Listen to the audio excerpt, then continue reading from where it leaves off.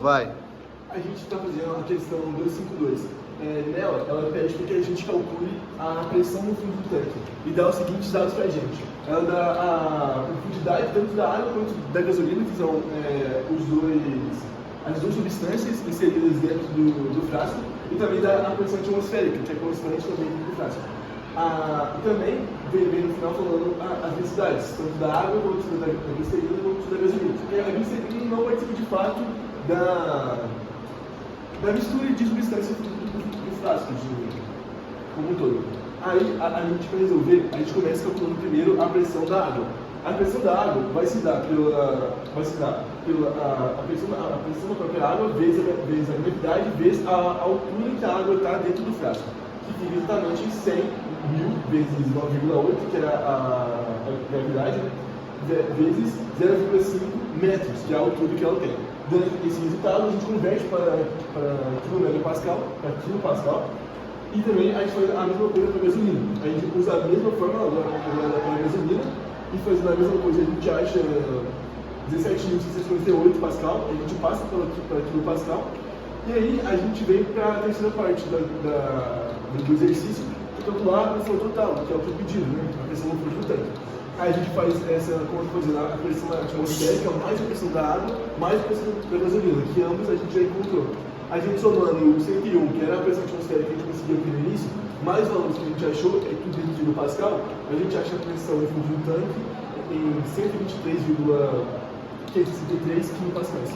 Informação. Vamos fazer a resolução da questão 2.40.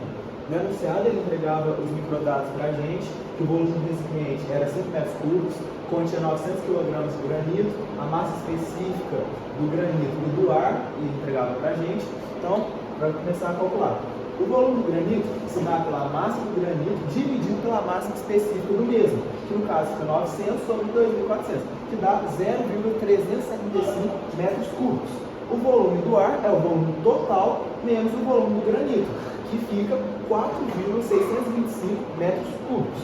Agora, calculando a massa de ar do recipiente, é a massa total, que é igual à massa do granito, vezes a massa de ar. A massa de ar, que era 1,15, vezes a massa total, que a gente já tinha concluído, que era 4,625. No caso, a gente chega em 5,31 kg por metro cúbico. A massa total é igual a massa do granito mais massa do ar, 90 kg mais 5,31, resultando em 95,31 kg. O cálculo do volume específico médio se dá pelo volume total dividido pela massa total. Calculando isso, a gente chega em 0,0052 metros cúbicos por quilograma. A massa contida do recipiente, 900 kg, o volume específico médio, que a questão pede, 0,052. Gravar. Essa questão 3.72, ela a gente precisa determinar a massa do hélio do balão e a massa total que pode erguer. O diâmetro esférico do balão é 10 metros, o seu raio, portanto, é 5 metros. Para calcular o volume do balão, a gente considera que 4 sobre 3 πr ao quadrado.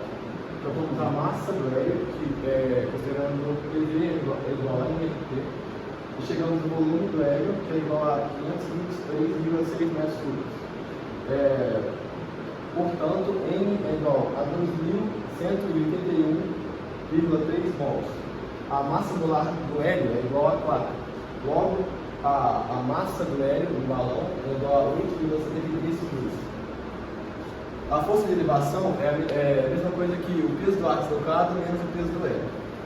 A densidade do ar em condições normais de temperatura e ambiente é igual a 1,225 kg por metros cúbicos. A massa do ar deslocado é igual a 641,4 kg. Portanto, a capacidade líquida de elevação dada pela massa do ar deslocado menos o peso do hélio é 632,63 kg. Finalmente, se incluirmos a massa do balão, a massa total erguida seria reduzida por essa quantidade. Essa é a questão 3.55 e nela a gente vai calcular a pressão em uma situação em que haja vapor d'água constante a 60 graus Celsius e que o seu volume vai aumentar em 10%. Para a gente calcular isso, primeiro a gente vai ver algumas propriedades do vapor de água a 60 graus Celsius. Primeiro a gente tem que a pressão de saturação dele a 60 graus Celsius é 19,94 Pascal. Agora a gente vai ver o volume específico, né, do vapor de água a 60 graus Celsius, que vai dar 0,01779 metros cúbicos por quilograma. Como a gente sabe que o volume vai aumentar em 10%, depois a gente fazer esse cálculo aqui, a gente sabe como que vai ficar o volume depois desse aumento. Com isso a gente já vai para a segunda parte do cálculo, que aí já é a parte de calcular a nova pressão. Para calcular a nova pressão, a gente vai usar essa fórmula aqui, que é a pressão 1 sobre a pressão 2, que é igual ao volume atual sobre o volume inicial. Aí substituindo com esses valores aqui, a gente tem essa fórmula e esse resultado. E com isso a gente sabe que a pressão deve ser reduzida para 18,13 kPa. Assim aumentará o volume em 10% e manterá a temperatura constante a 60 graus, como foi pedido na questão. Questão 4.64. Para determinarmos a pressão final P2, usamos a equação dos dados ideais. PV é igual a nRT. Nesse caso, a pressão 1 vezes o volume 1 é igual a N vezes R vezes T. 1. E P2 é igual a V2, P2 vezes V2 é igual a nRT2. Como o volume permanece constante, P1 é igual a V2, temos que P1 sobre T1 é igual a P2 sobre T2. Isolando, P2 é igual a P1 vezes T2 sobre T1. Portanto, encontramos que a pressão final é 65,33 kPa. Na letra B, neste caso, como o volume é constante isocórico, o trabalho realizado é zero. Agora a gente vai resolver a questão 4.35. Nela, pede para a gente determinar a temperatura e volume finais do ar em uma situação específica. Para essa situação que a gente vai elaborar esse exercício, a gente recebe alguns dados. Por exemplo, a pressão inicial, que é de 600 kPa, na verdade, o volume inicial 0,1 metros cúbicos, a temperatura inicial, na casa do 240 Kelvin, e o trabalho realizado, que é 54 kJ.